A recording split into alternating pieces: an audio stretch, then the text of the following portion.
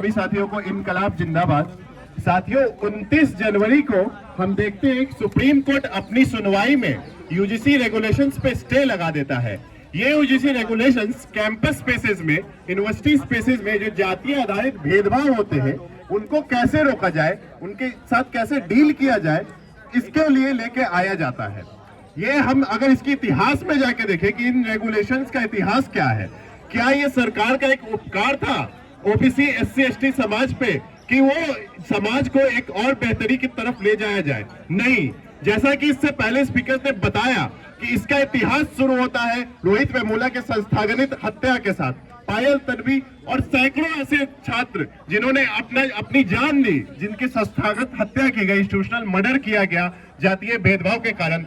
उस आंदोलन से, वहां से जिस आंदोलन की शुरुआत होती है, उस आंदोलन के मांग के हिसाब से रोहित एक्ट को फॉर्मुलेट किया जाता है कि रोहित एक्ट लेके आया जाए, देश में कानून बनाया जाए ताकि कैंपस स्पेसेस में जातीय भेदभाव को खत्म किया जा सके। इस आंदोलन के दबाव में आके, रोहित एक्ट के आंदोलन के दबाव में आके सरकार ये मजबूर होती है नए यूजीसी रेगुलेशंस को लेके आने में। हमें याद रखना चाहिए इसका इतिहास। ये इतिहास कोई सरकार का उपकार नहीं है हमारे पे, ये कोई मोदी सरकार का उपकार नहीं है हमारे पे। ये लड़ाई हमने लड़ी है, रोहित वेमुला की लड़ाई हमने लड़ी है, पायल तन्वी की लड़ाई हमने लड़ी है, तब जाके सरकार दबाव में आके इन रेगुलेशंस को लाती है। और यहाँ पे ये भी बोल देना जरूरी है कि ये बहुत ही डाइल्यूटेड वर्जन है रोहित एक्ट का। हम देखते हैं कि 29 जनवरी को जब सुप्रीम कोर्ट इस पे स्टे लगाती है तो किस कॉन्टेक्स्ट में वो स्टे लगाया जाता है। सड़कों पे देश भर में जातिवादी संगठन, ब्राह्मणवादी संगठन उतर के सरकार का विरोध करते हैं। वो सारे संगठन जो अदरवाइज सरकार के पक्ष में खड़े होते हैं, कम्युनल जितने इशू होते हैं उनमें पक्ष में खड़े होते हैं, लेकिन जब वो सड़क पे उतरते हैं तो उनका अंदर का जहर हमें समझ में आता है।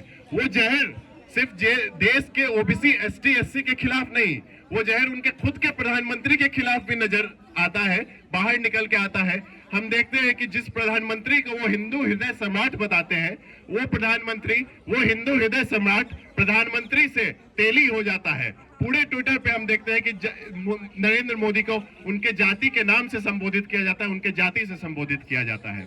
इसके साथ साथ हमें एक चीज और याद रखनी जरूरी है।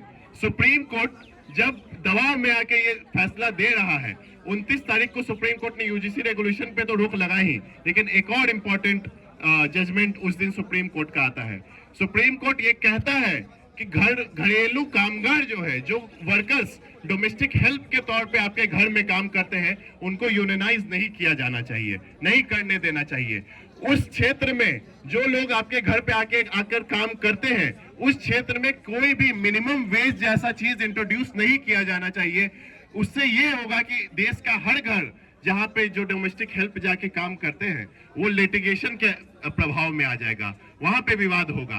तो ये दो जो फैसले एक ही दिन में आते हैं, ये बताता है कि ये सरकार किसकी है, ये कानून व्यवस्था किसका है और वो किस पक्ष में काम कर रहा है। ये सरकार एससी एसटी ओबीसी के खिलाफ है, ये सरकार देश की मेहनतकश जो जनता है उसके खिलाफ है।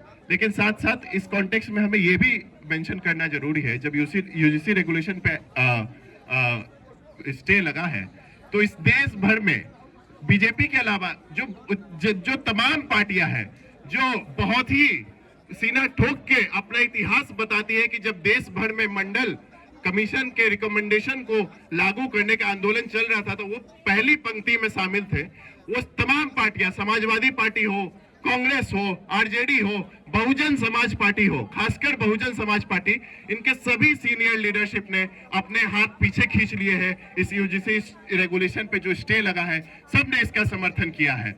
लेकिन हमें ये याद रखना चाहिए कि जब मंडल कमीशन का आयोग का जब रिकमेंडेशन भी लागू हुआ था, या 2017 में जब एससी एसटी एट्रोसिटीज एक्ट को डाइल्यूट करने की कोशिश की गई थी, तो इसकी लड़ाई कोई वकील कोर्ट में नहीं लड़ा था, कोई राजनीतिक पार्टी हमारे लिए सांसद में नहीं लड़ी थी। इसकी लड़ाई जनता ने, देश की पीड़ित जनता ने उतर के सड़कों पे लड़ी थी और उस सड़कों पे उतर के हमने मंडल कमीशन के मंडल आयोग के रिकमेंडेशन को भी लागू करवाया था।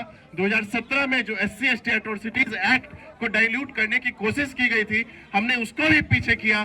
तमाम साथियों ने अपना बलिदान दिया उसमें लगभग 13 लोग शहीद हुए थे। और आज जब ये समय आया है कि यूजीसी रेगुलेशंस पे स्टे लगाया गया है, तो हम फिर से सड़कों पे उतरेंगे। और हमें ये याद रखना चाहिए, भले ही यूनिवर्सिटी में जो स्ट्रक्चर है उस स्ट्रक्चर में वो स्ट्रक्चर हमारे फेवर में नहीं है। अभी भी सेंट्रल यूनिवर्सिटी में 90% से ज्यादा प्रोफेसर अपर कास्ट है। वहाँ के जो अधिकारी हैं वो अपर कास्ट है। देश में अलग अलग जो यूनिवर्सिटीज है उसके बीसी अपर कास्ट है।